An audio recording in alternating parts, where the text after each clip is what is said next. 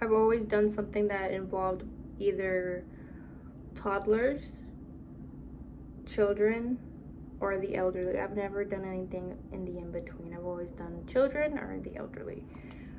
Um, what necessarily drew me to the field of education is my love for education.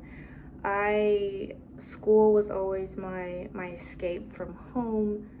I I grew up knowing that the further I go with my education, the more knowledge I will have, and the more knowledge I have, it will give me the upper hand, whether that's with people, career choices, anything along those lines, networking. I mean, education is everything.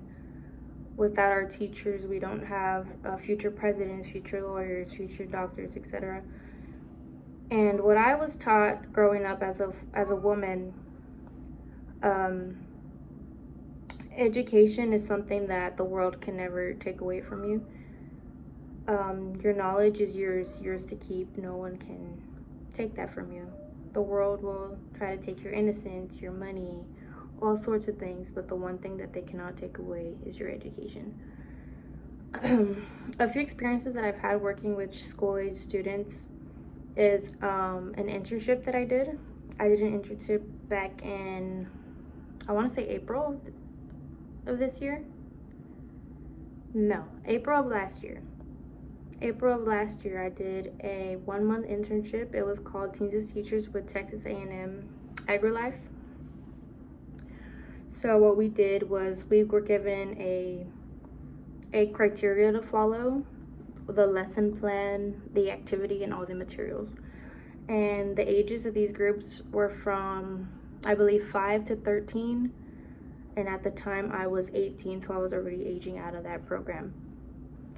But that really gave me such an insight on how different age groups collaborate with one another. And I loved it. I really loved it.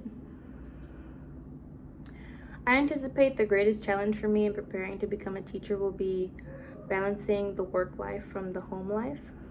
As I mentioned earlier, I am a mother, so that's already a handful within itself.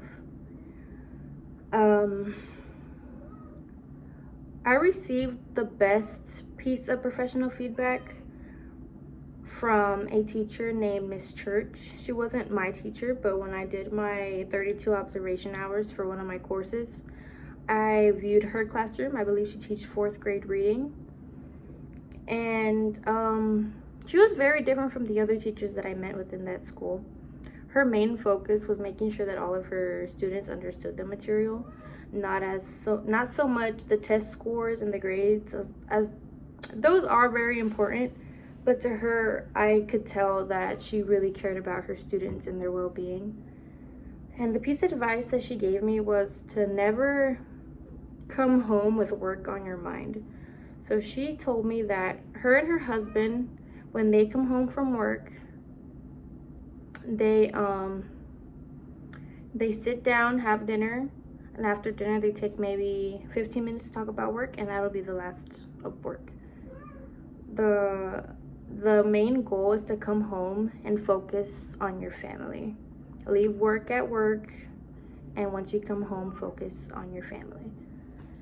And that's kind of been a struggle for me because I have to balance work and school and then being a full-time mom.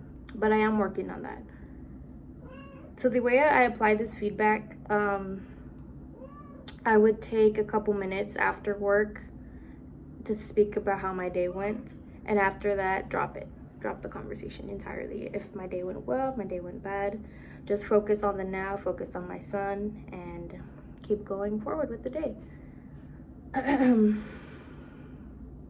The way I will adjust instruction and some strategies I'll employ if a student is experiencing difficulty in learning a standard or a concept, I will just pull them aside because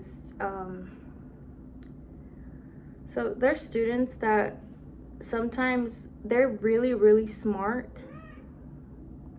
and the material isn't difficult for them at all, but what's keeping them from focusing and getting great grades is something that's going on mentally or at home.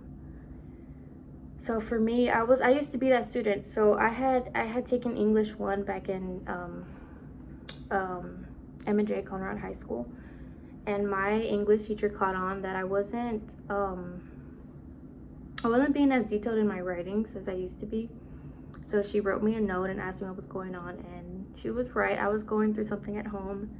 She talked me through it, and she gave me a journal to write in, and then that gave me my love for writing and reading and learning, because it was something that only I could have. No one could take that away from me.